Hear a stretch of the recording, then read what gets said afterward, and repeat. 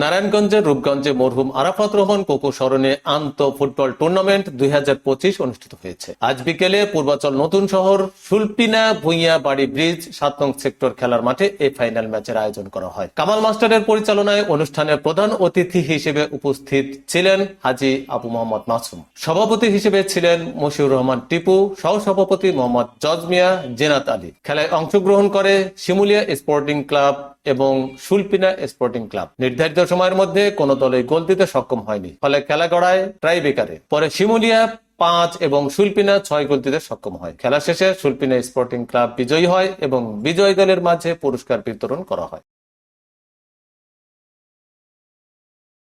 সবাই কাছে অনুরোধ রাখবো, আমাদের এই মাঠটা রাজুকের কোয়ার্টার মাঠ।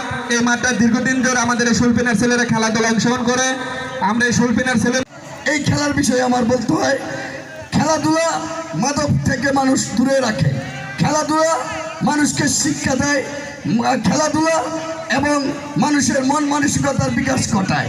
আপনারা খেলাধুলা করবেন, আপনাদের পাশে আমরা থাকব এবং সবসময় আছি এবং থাকবো, সে প্রত্যাশা ব্যক্ত করে আমার শিমুলিয়া একাদশ, সুলপিনা একাদশ তারা সুন্দরভাবে খেলা পরিচালনা করেছে।